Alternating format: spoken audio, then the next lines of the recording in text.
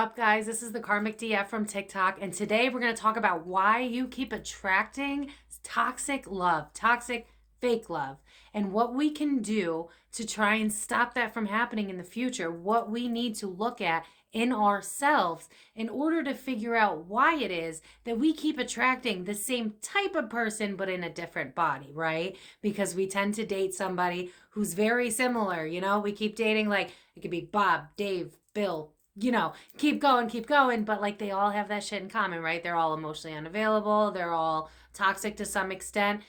And this can go for both male, female, whatever gender you are and whatever gender you date. This is for you. So let's get started. And as always, if you like this video, please leave a like, leave a comment. Let me know what you guys need as well. We are all in this together. Let's get started. Let's start with the $1,000,000 question. Why do we keep attracting toxic relationships? Why do we let that shit slide?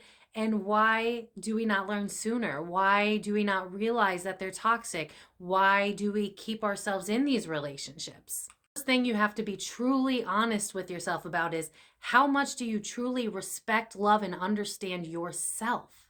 You're looking for love, but you come from a family that it doesn't matter what level of toxicity your parents or wherever you grew up, that doesn't matter. It's what your reality was that helped shaped you into who you are today. So if you had parents that told you to stop crying, if you had parents that said, I don't have time for this, if you had parents that just weren't fully available, then that was your reality as a child. That was your reality of what love is. And as you get older, it gets reinforced into your mind, into your body as what you know to be true of love. And if that is the love that you are used to, that you have been shown, then that is the love that you are subconsciously going to go after.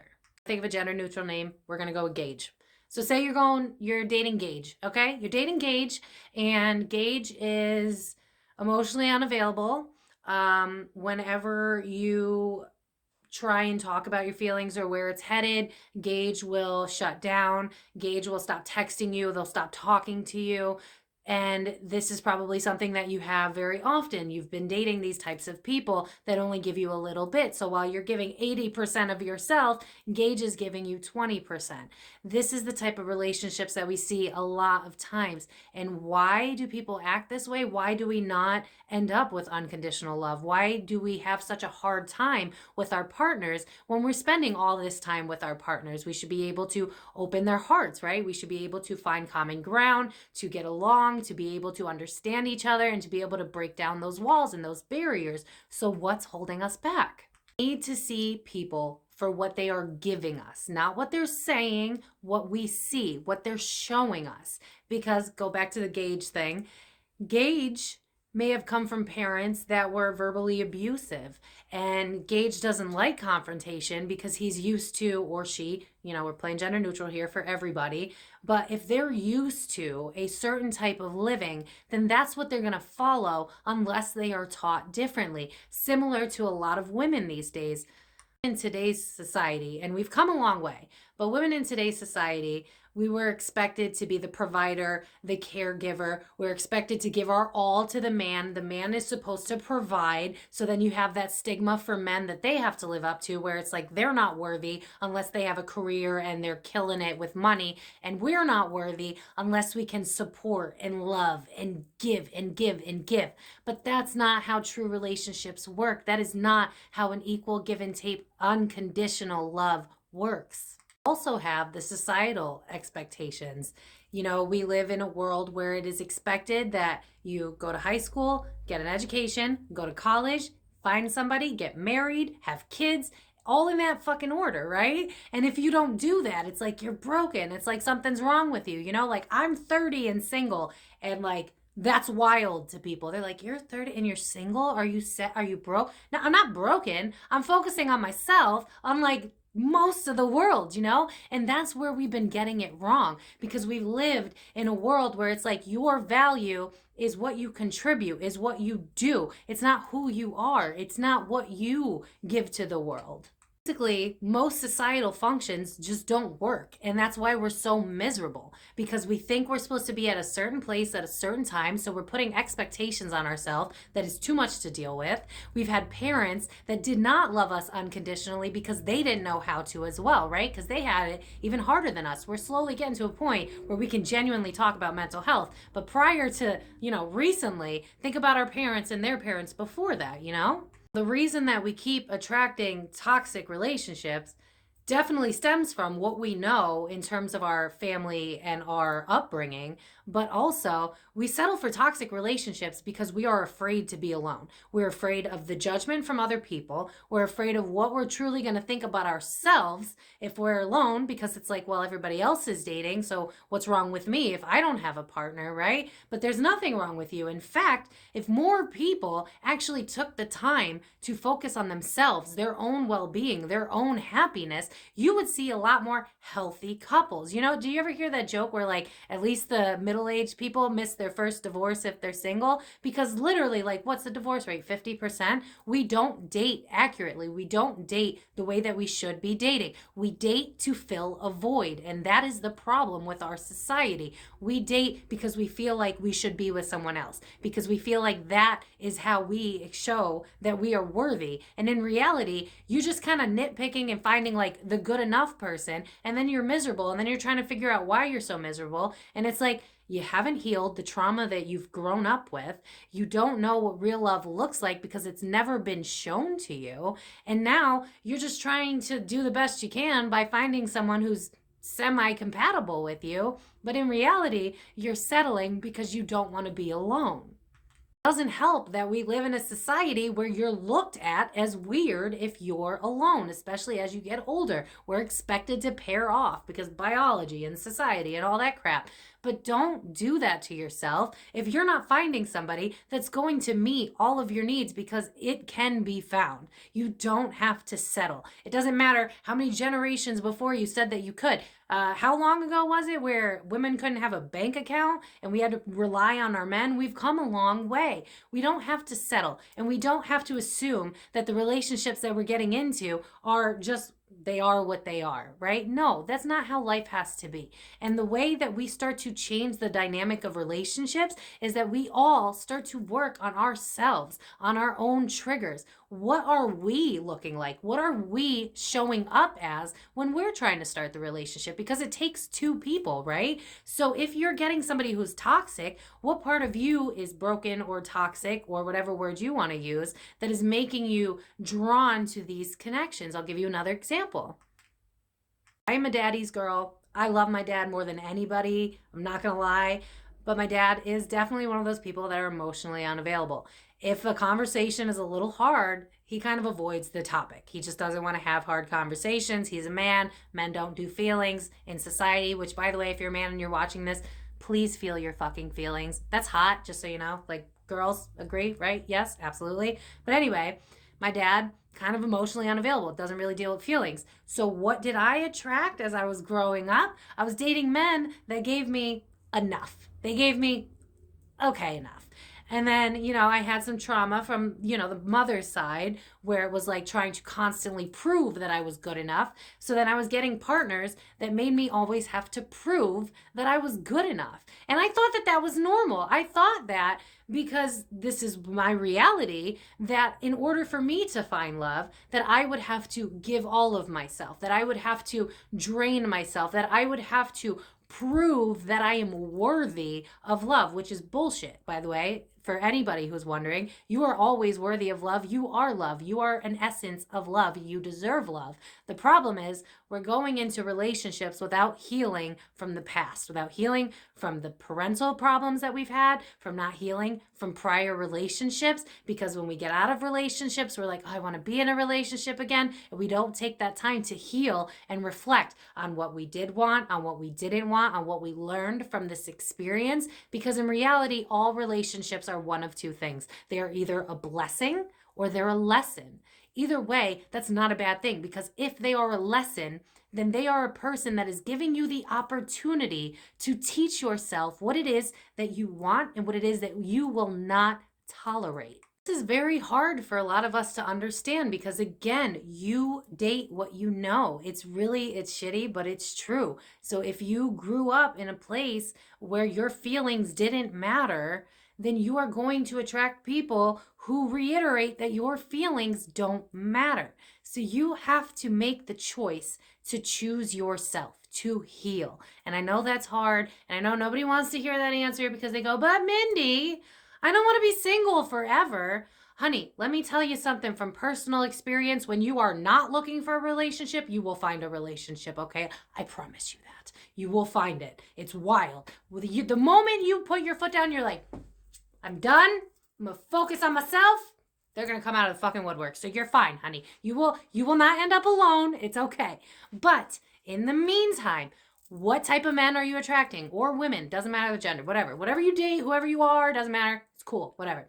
But what are you attracting? And what is it reflecting from your past? What is it that you are not learning? Because that is how the universe works. Whether you like it or not, that's how the universe works. It works in chapters. It works in learning and education. This is a learning environment. And the moment you stop thinking so negatively about relationships that have failed, about being alone to begin with, and you start to enjoy your own time alone, learn to love yourself, learn to heal the wounds that are still in your soul. What is it that you still feel burdened by? You know, what relationships are you thinking about right now that was like, yeah, they did that and that shit was fucked up? All right, right there, take that moment and then go, well, all right, why did they do that? Okay, what can I learn from this experience? All right, so they were very reactive. Okay, I see that. And okay, and their parents are very reactive. Okay, so they're reactive because their parents are reactive. So therefore, their consciousness is not at the level that I need for unconditional love because they have never experienced unconditional love. Do you see how it starts to click? You have to be willing to do that same thing with yourself. Why have I held myself back? Why have I not been the best partner? If I have been reactive, if I have projected, where is that coming from and what do I need to work on so that when the right partner comes in for me, I can be the best version of myself for them, but for me in the beginning, like before they even arrive, you know? Because like so many of us are just so damaged and we never talk about it because we don't want to talk about it. It hurts, right? Like we didn't want to sign up for conditional love. That's just unfortunately what we got. But we are making the change. We are going to be what stops the cycle if we just acknowledge that we're not perfect. And that's okay. We just need to heal the things that hold us back from the life that we want to live. And in order to heal those things so that we can get to the life we want to live, we have to know where it's coming from. We have to acknowledge the things that we've pushed off to the side, the things that we have said, oh, it's not a big deal. You know, I got over it. I didn't cry. It wasn't that big of a deal. Well, maybe you didn't cry because you've been taught not to cry. Maybe you didn't cry because you're so used to compartmentalizing your pain because that was the only way you were allowed to exist as a child, as a teen, as an adult, however, and that's what you got used to, and so you accepted that. That's not reality. That's not life. That's not how love should be. That's not how any relationship should be. You have to start by giving yourself that love, by giving yourself unconditional love so that you can see what that looks like, so that you can see what you need because you're already giving that to yourself. You know, when you're having a bad day and you choose to put on a movie that makes you happy, you snuggle up in a blanket, you eat your favorite food, you're giving yourself the love that you need. And the more that you practice that with yourself, the more you don't feel like you have a void inside of you. So that way you don't go running for a relationship and pick whoever's the best match when in reality, they're just the most accessible.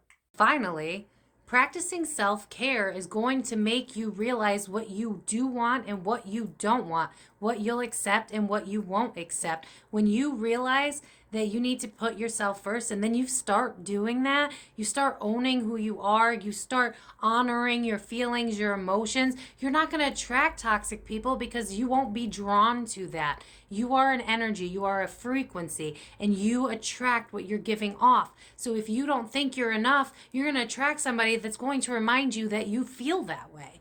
But if you spend that time on yourself, if every single day you put a little more effort into loving yourself, if there's something that you don't like and then you work on it and you fix it, don't feel like you're the victim of your own life. Start to be your own parent, your own best friend, your own partner, and then watch the rest of the world kind of line up with you. You're going to find a partner that is what you need because you're already giving it to yourself. You're showing the universe what it is that you expect because you're doing it for you. And once you see what it is that you want, you're giving off that energy of this is what I expect and I can know that because I give it to myself.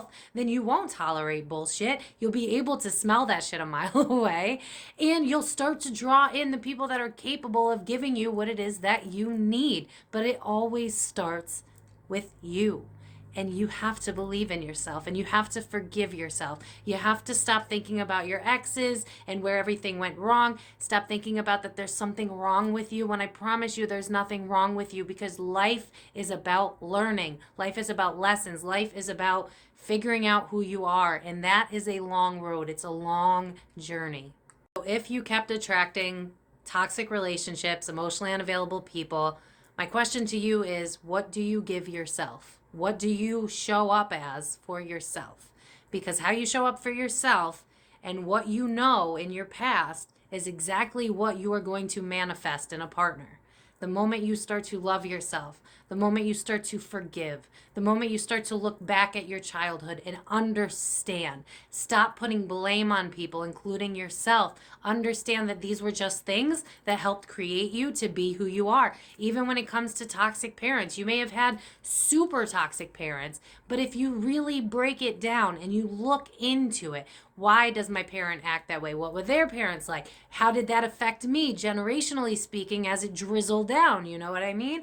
My mother wanted to be tough. She had to be tough. She had to work really hard, and I got that. And then I avoided my emotions because she avoided her emotions. My father avoided his emotions. It's what you know. So what you want is what you need to give to yourself. If you watch chick flicks, happy movies, stuff like that, start to own that that is what love looks like and watch it come to you. But in order to find love that is truly unconditional, that meets your needs, you have to stop settling. You have to stop dating because you're lonely. You have to stop dating to fill a void, because the only person that can truly fill that void inside of you is you. And I know that you're not used to that, and I know that you don't believe in yourself because you're probably not used to unconditional love, which is why you are here. But you are capable of giving conditional love. So do that for you. Do that for yourself. Change the energy, change the dynamic, and watch healthier relationships start to come in. But it starts with you. And while you're waiting for that right partner to come in, for that soulmate, twin flame, whatever the hell you want, just notice that life's going to start to feel better. You're going to start to feel better because you're healing that trauma. You're healing from those things that like, ow, ow, this hurts. This still aches at me. And you're going to start to go, oh, this makes sense. Now I get how this happened, X, Y, and Z. It's going to start to be more logical and less about the heart. And then you can truly move forward into a place where you can have a healthy, loving relationship. So choose you and fight for you and watch the rest of the world meet you where you're at. I'm going to leave it at that. If you guys have any questions, leave it in the comments. If you made it through this whole video, I want to hear you say, I deserve better and I'm not settling. Leave that in the comments. As always, I love you guys so much. Have a wonderful day and stay blessed. Bye, babies.